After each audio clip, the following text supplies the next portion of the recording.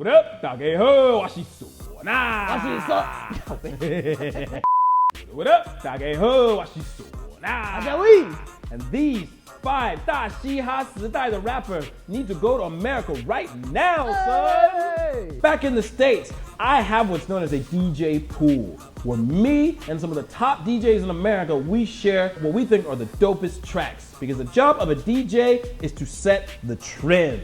And the way we set the trend is whenever we have a dope ass track, the first thing we do is we take that to the strip club. Because if that pop off in the strip club, that means it will pop off on the dance floor. Oh, yo. And when I sent these 5 rappers to my friends, they were like, oh, shit. I don't know what the these dudes are saying, but these niggas are badass. And I said niggas with all due respect. Tiger. This is tiger. Yeah, because I mean, they don't speak Chinese, you know what I mean? And I speak a little bit of Chinese, but still not enough to really understand hip hop. But we all agree that these dudes are dope as fuck. That they, with a little bit of improvement, that they can definitely blow up abroad. But before they blow up abroad, they first need Shiha Ingwood.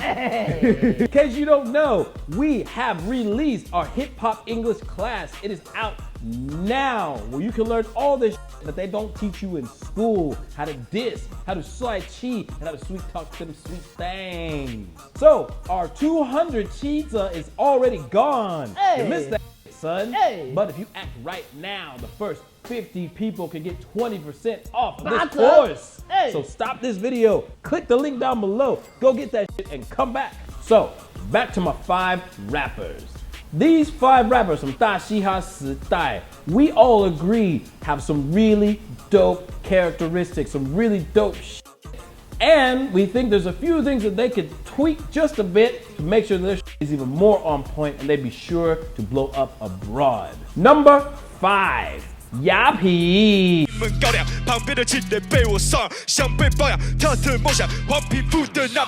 This guy, his asset is his voice. His voice is deep as fuck. In fact, it looks very different from his face, because when you see his face, you just think he's some dude. Yeah. But whenever he opens his mouth, you're like, God damn, that motherfucker's voice is deep. That's actually what works really well for him, is because whenever he delivers those punchlines, it hits you in the fucking gut, son. Do you remember at the very first episode of 大嘻哈时代 when he was on the stage and he fucking was delivering it? Even Leo Wong was like, like he 被射中好几次. Yes, his rhythm and his flow is really, really dope, but his voice, that deepness in his voice is what really delivers a punch. And whenever he emphasizes certain words, whenever he gives those punchlines, he's like, God damn, it just makes you wince up like you really got hit in your chest. It's not only 很少见, it's unique to him. It's the way he uses it accurately. Because I think I said in the previous episode, he's like the precision guy, right? Yeah. He doesn't just say, I have a deep voice, so I'm gonna always rap like this. Like, listen to this section. He knows exactly where to go deep, and that's what girls like. You need to know exactly when to go deep and how deep you need to go. Now, although his voice is dope, the one thing I think that's kind of holding him back is his appearance. And like I said before, his voice 跟他脸差很多.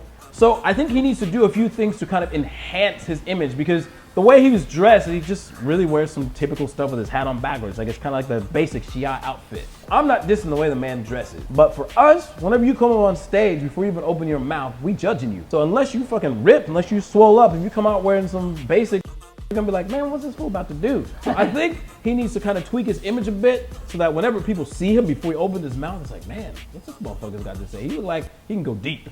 You know? So I think this is something that he could kind of work on and find out what works for him. Because it's not really about trying to 装嘻哈 or 装 gang. It's about taking the things that are natural about you and enhancing them to sell yourself as an artist, as a full package. Number 4. This goes to my boy K.I. 我不想骗你，但骗了也没有歉意，因为我不能说实话，只能演戏。 It's really interesting because K.I. is very unique. He's like the combination between Eminem and Logic. And this is because his 外表没有很嘻哈, but when you hear him flow, when you hear him deliver his shit, so intense. 我的幸福的家伙讲着歪理，说我想法不聪明，但就算练习无数次，要不在意还是非常。Like all the emotion is in his voice, and for us, it feels like he's saying some really like hardcore, some shit that's going on in your life. How Eminem was battling with his depression and his issues, and Logic is battling with his biracial issues. K.I.'s got some shit going on. It shines through in the way he delivers his lyrics, which gives an emotional connection to his bars. And this was what makes him stand out. Now, where I think he could improve is, although his delivery is really emotional, sometimes he screeches. 我想要成为无限，所以在地狱苦练，但现在的我还在漆黑，谁都看不见。 He gets a little bit high pitch in certain areas from the foreign crowd. It's like, man, what's wrong with you? Like, your balls didn't drop yet? You know what I mean?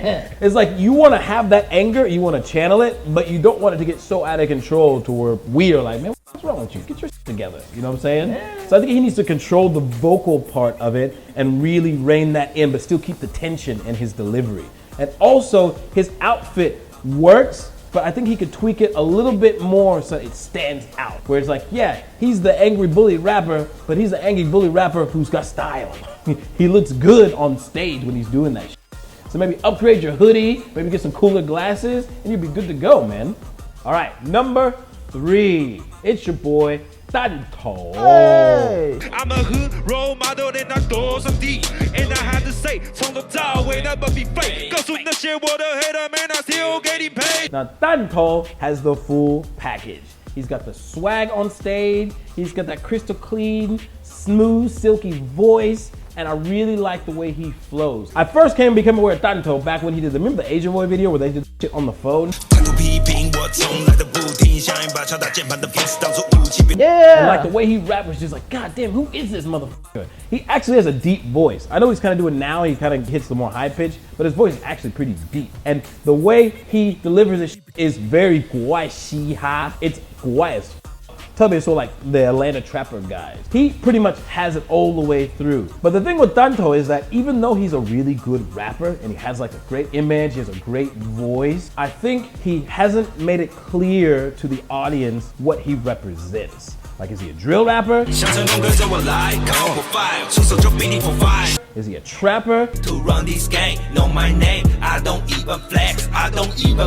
Like, where do you actually sit? And for us in America, like, whenever you open your mouth, we need to know, okay, what are you about?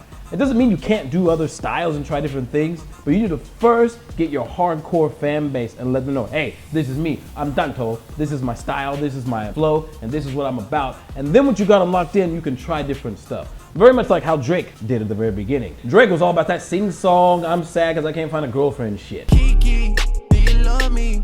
Are you riding? Say you never ever leave from beside me. But now Drake's gone from being a gangster rapper. Every time they talking is behind your back. Gotta learn to line them up and then attack. To doing different features on other people's songs. Set out here having his way. Way out here having his way. And like the third me go out. Take. And he's still on top of his game. He's still the highest selling artist of all time. You gotta captivate them first and then lead them in the direction you want to go. So you gotta make that shit really clear. And I think this is one thing that 弹头could work on. My number 2 is whoop whoop. That's the style of the police. It's Popo J. 等着看那警察被排挤，我来个 diver 逃犯吧那 stop 说完，就搞那神秘都是为了音乐付出一切，我又挑起对立。Popo J is really dope because 他算是我第一次看到的那个警察的 rapper. You know, you have gangster rapper and he's like the Popo rapper. Yeah. I think that's really cool and he could really like lean into that kind of angle. What I really like about him is the way he raps makes you bounce. Even the 大屌哥, which is like one of my most favorite songs of his. 踢掉铁板，发现没办着，我把铁板夹着，你变铁板烧。I'm a cuckoo, as I'm sauce，免费料理你不用钱买 bro。 The way he delivers his bars are rhythmical, which is what makes you want to bounce. But he also has very specific tones in the way he delivers his rhymes. And even though we don't understand what he's saying, it's the fact that we don't need to know. He transcends the language barrier. And that's something that's really, really important to have whenever you go abroad, is being able to bridge that gap. So when people hear you, they don't give a fuck about what you're saying. They only give a fuck shit fucking bangs. Now, although Popo J has all these really great things going for him, I think what he really lacks is his confidence. Popo J is a police officer. He has the ability, the potential to make cops cool. Where gangsters are all about that gang life and fucking people up, he could be about locking motherfuckers up. Hey. Even the way he presents himself. I mean, like, he can come out there with his police hat on or his fucking walkie-talkie or his baton or some shit. That police tussa is something that could really not only make him stand out, but make people want to pay attention. Like, dude, I want to hear the perspective of the police officer. I want to see what the police are about. Although he might cover a lot of this shit in bars, I don't see this shit.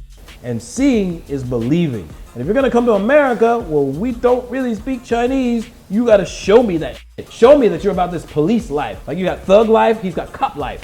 Now, my number one goes to a guy who I think has the greatest potential to go international. And that is because his shit is so special and so undefinable. It's its own thing. You cannot compare him to any other rapper. It just is him. And this guy is Pink Chain. Even the name is like, you know what I mean? Like, rappers like, I got gold chain, I got ice, but he's got Pink Chain. Hello Kitty. 心态没有问题，重新卡的 TOP， 意识形态太固定，变成 SOP。 Pink Chain has it all. The way he presents himself on stage, the way he delivers his bars, his switching between English and Chinese, and I think he even done a little bit of Taiwanese as well, right? The way he is so confident and believing. What he is doing is what we identify with that motherfucker. This is the guy who you would like see featuring on a song with Lil Wayne. I think Lil Wayne is probably the closest you can be, right? Yeah. Featuring on a song with Lil Wayne, you're like, Lil Wayne, who's that pink motherfucker?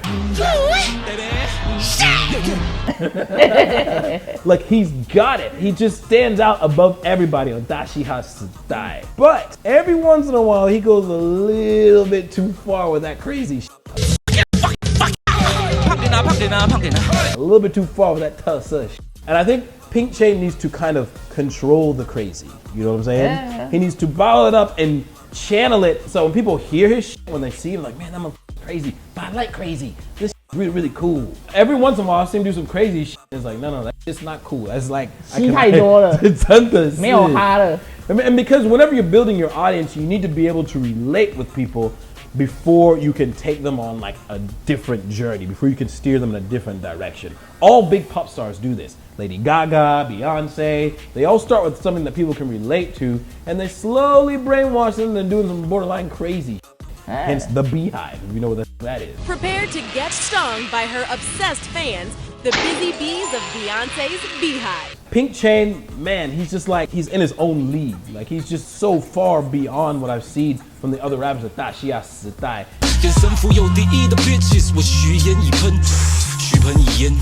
无论几点几分，继续 keep smoking, rolling, flowing, floating on Mary Jane， 流走天河边缘。 It'll be really great to see this dude featured on the Vivo channel in America. So, these 5 rappers, me and my boys feel like they're dope as f. Now, they may not be able to do it big in Taiwan, but you have the rest of the world. You have Vietnam, you have Singapore, you have America, you have Europe, where I think they could really build an audience because they are looking for something new. We are looking something beyond 大屌哥 and the Migos shit. Migos shit is getting tired for us. We want to see some new shit. We were looking more for the unique thing, and it doesn't have to be in a language we understand. The language we understand is dope as fuck. If you're dope as fuck, then we can communicate. It would really be dope as fuck to see these guys collaborate together on like their own cipher. And even if they don't make it through the Dashi Yasadai, if none of them win, I think they'll actually be fine. But I think it's really important they keep doing this. And you guys keep supporting these guys, man. Someone needs to put these fools on, let them blow up. Hit up 88 Rising, hit up Vivo, tell them motherfuckers the Taiwan's got shit popping off, son. So I want to know, who's your top rapper who you think can go abroad? Who do you think is so dope that America and every other country needs to know who the fuck they are? Drop a comment down below. Subscribe, and we'll see you next time. Peace.